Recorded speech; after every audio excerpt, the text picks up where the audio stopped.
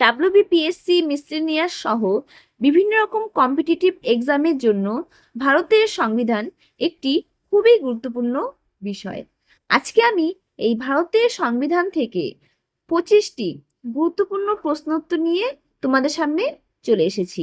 নমস্কার বন্ধুরা, golden education ওয়ার্ল্ডে সকলকে স্বাগত জানাচ্ছি। চলো তাহলে ভিডিওটি দেখে নাও। ভিডিওটি ভালো লাগলে, উপকারে আসলে লাইক করে দিবে, আর চ্যানেলে যদি নতুন এসে থাকো চ্যানেলটিকে সাবস্ক্রাইব করে দেবে।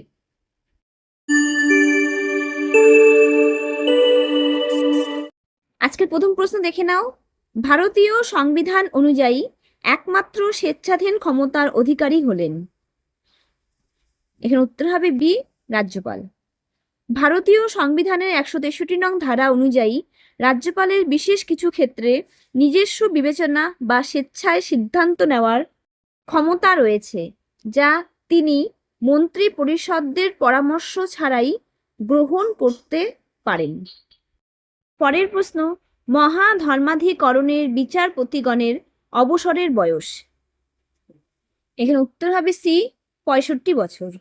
ভারতের সুপ্রিম কোর্ট বা মহাধর্মাধিকরণের প্রধান বিচারপতি সহ অন্যান্য বিচারপতিদের সর্বোচ্চ অবসরের বয়স হল 65 বছর। সংবিধানের 124-এর 2 নং অনুচ্ছেদ অনুযায়ী তারা এই বয়স পর্যন্ত স্বীয় পদে অধিষ্ঠিত থাকতে পারেন। পরের প্রশ্ন, সুপ্রিম কোর্ট গঠিত হয় একজন প্রধান বিচারপতি এবং অনধিক? এখানে উত্তর হবে ডি, 37 জন বিচারপতি নিয়ে। 2009 সালে সুপ্রিম কোর্ট সংশোধনী আইন অনুযায়ী বিচারকের সংখ্যা প্রধান বিচারপতি সহ 34 জন। কিন্তু বর্তমানে 2024 বা 2026 সালে একটি নতুন অধ্যাদেশ পাশের মাধ্যমে বিচারকের সর্বোচ্চ অনুমোদিত সংখ্যা বাড়িয়ে 38, মানে একজন প্রধান বিচারপতি যোগ 37 জন অন্যান্য বিচারপতি করা হয়েছে। পরের প্রশ্ন, অভ্যন্তরীণ গণ্ডগোল থেকে রাজ্যকে রক্ষা করার কেন্দ্রের দায়িত্ব উল্লেখিত আছে? এখানে উত্তর হবে ডি, 355 ধারায়। এই অনুচ্ছেদ অনুযায়ী প্রতিটি রাজ্যকে বহিরাগত আক্রমণ এবং অভ্যন্তরীণ গোলযোগ থেকে রক্ষা করা কেন্দ্রের সাংবিধানিক দায়িত্ব। পরের প্রশ্ন, মৌলিক অধিকারগুলি স্থগিত রাখার আদেশ দিতে পারেন? এখানে উত্তর হবে বি, সংসদের অনুমোদন সাপেক্ষে রাষ্ট্রপতি। ভারতের সংবিধান অনুযায়ী কেবল দেশের রাষ্ট্রপতি জাতীয় জরুরি অবস্থা চলাকালীন মৌলিক অধিকারগুলি স্থগিত রাখার আদেশ দিতে পারেন। তবে এই স্থগিতাদেশের প্রক্রিয়াটি নির্দিষ্ট সাংবিধানিক নিয়ম ও বিধিনিষেধের অধীনে পরিচালিত হয়। পরের প্রশ্ন, ভারত ধর্মনিরপেক্ষ রাষ্ট্র বলতে কি বোঝায়? এখানে উত্তর হবে ডি, সকল ধর্মের প্রতি নিরপেক্ষ। ভারত ধর্মনিরপেক্ষ রাষ্ট্র বলতে এমন একটি দেশ বোঝায় যার কোনো নিজস্ব বা রাষ্ট্রীয় ধর্ম নেই এবং সরকার সকল ধর্মাবলম্বী মানুষের সাথে সমান আচরণ করে। পরের প্রশ্ন, কেন্দ্রীয় মন্ত্রিসভা যৌথভাবে কার কাছে দায়ী? এখানে উত্তর হবে এ, লোকসভা। ভারতীয় সংবিধানের 75 নং অনুচ্ছেদ অনুযায়ী সমস্ত মন্ত্রী যৌথভাবে লোকসভার কাছে জবাবদিহি করতে বাধ্য। এর অর্থ হলো সরকারের কোনো একটি কাজের জন্য বা কোনো একজন মন্ত্রীর ভুলের জন্য পুরো মন্ত্রিসভাকে লোকসভার কাছে দায়বদ্ধ থাকতে হয়। পরের প্রশ্ন, সংবিধানের কোন অনুচ্ছেদের ভিত্তিতে কোনো রাজ্যে রাষ্ট্রপতি শাসন প্রবর্তিত হয়? এখানে উত্তর হবে সি, অনুচ্ছেদ 356।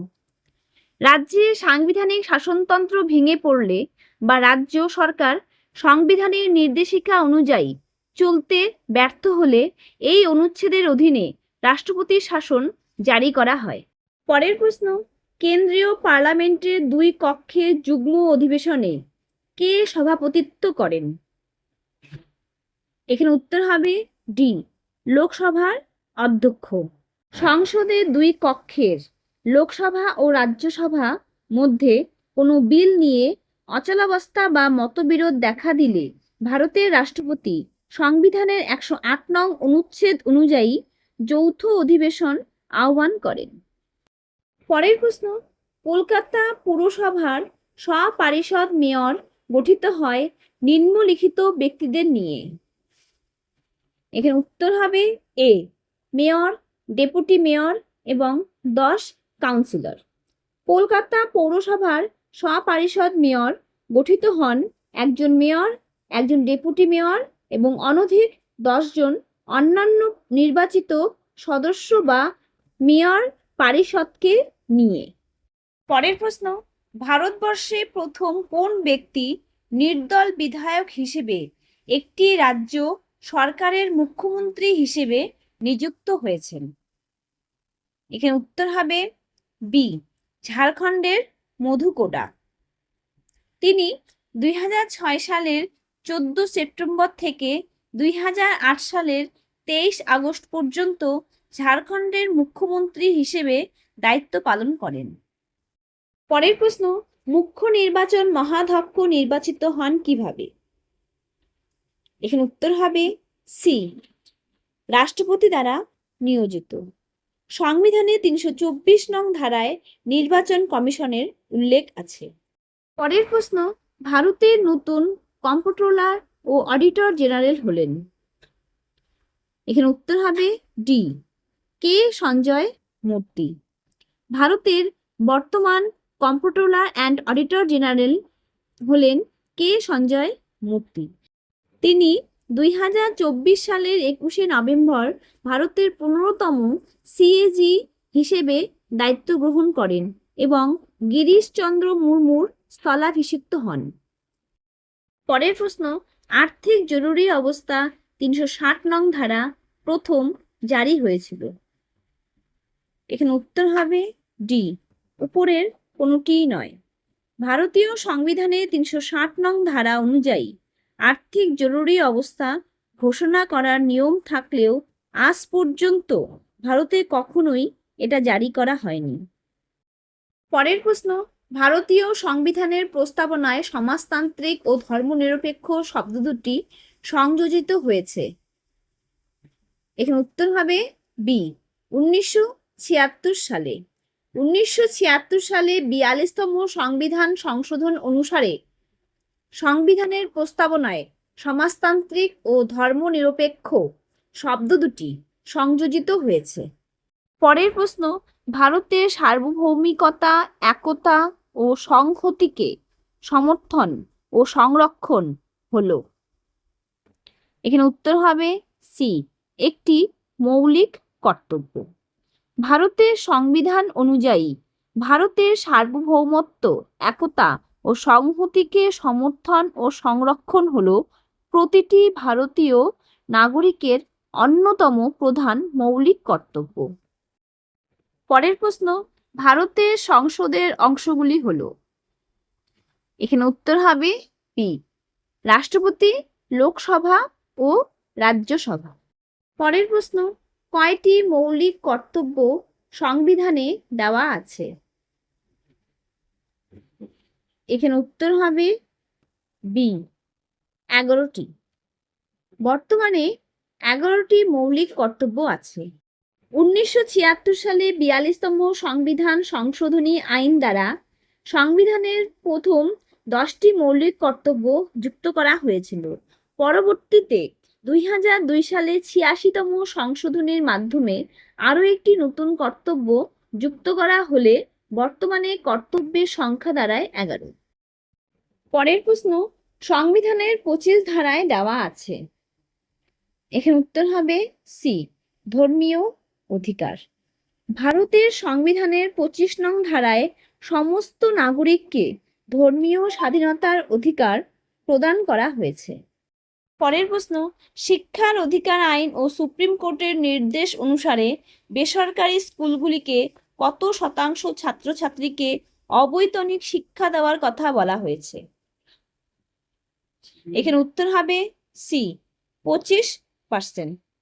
পরের প্রশ্ন, রাষ্ট্রপতি কখন অধ্যাদেশ জারি করতে পারেন?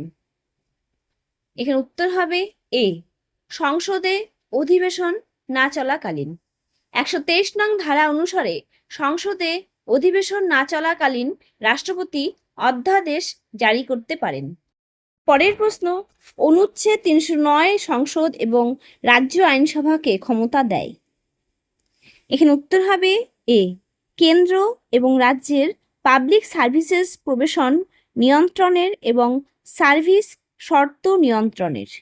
ভারতীয় সংবিধানের 309 অনুচ্ছেদ অনুসারে সংসদ ও রাজ্য আইনসভা নিজ নিজ এখতিয়ারভুক্ত সরকারি কর্মচারী ও পদগুলিতে নিয়োগের পদ্ধতি এবং চাকরির শর্তাবলী নিয়ন্ত্রণের জন্য আইন প্রণয়নের ক্ষমতা লাভ করে। পরের প্রশ্ন, সুপ্রিম কোর্ট বেসিক স্ট্রাকচার মতবাদ প্রকাশ করে। এখানে উত্তর হবে সি, কেশবানন্দ ভারতী কেসে।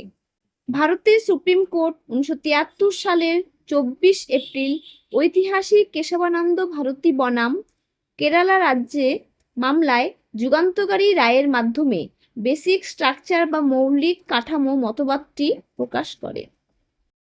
পরের প্রশ্ন, ভারতীয় সংবিধানে অ্যান্টি ডিফেকশন আইন কোন তফসিলে বর্ণিত আছে?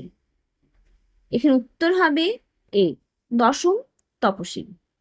1985 সালের 52তম সাংবিধানিক সংশোধনী আইনের মাধ্যমে এই তফসিলটি সংবিধানে যুক্ত করা হয়। নির্বাচিত জনপ্রতিনিধিরা যেন ব্যক্তিগত স্বার্থে দল পরিবর্তন না করেন এবং রাজনৈতিক স্থিতিশীলতা বজায় থাকে তা নিশ্চিত করতেই এই আইনটি তৈরি করা হয়েছে। পরের প্রশ্ন, ভারতীয় সংবিধানের 23তম ধারাকে কি বলা হয়? এখানে উত্তর হবে বি, মানুষ পাচার নিষেধকরণ। ভারতের 23 ও 24 নম্বর ধারা শোষণের বিরুদ্ধে অধিকারের কথা ঘোষণা করে। 23 নম্বর ধারা অনুযায়ী বল প্রয়োগের মাধ্যমে পরিশ্রম করানো, মানুষ ক্রয় বিক্রয়, বেগার খাটানো বিশেষ দণ্ডনীয় অপরাধ, অর্থাৎ নাগরিকের উপর শোষণ নিষিদ্ধ। আজকের শেষ প্রশ্ন দেখে নাও, নিম্নলিখিত কোন অধিকারটি ভারতীয় সংবিধান অনুসারে আর মৌলিক অধিকার বলে গণ্য হয় না? এখানে উত্তর হবে ডি, সম্পত্তির অধিকার। 1978 সালে 44তম সংবিধান সংশোধন অনুযায়ী সম্পত্তির অধিকারকে মৌলিক অধিকার থেকে বাদ দেওয়া হয়। বর্তমানে এটি আইনগত অধিকারের মর্যাদা পেয়েছে।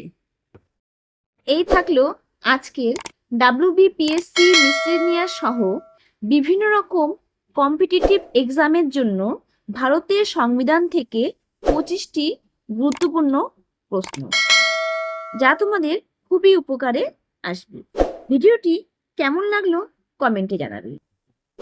ভালো লাগলে লাইক করে দিবে, আর চ্যানেলে যদি নতুন এসে থাকো চ্যানেলটিকে সাবস্ক্রাইব করে দিবে। ধন্যবাদ।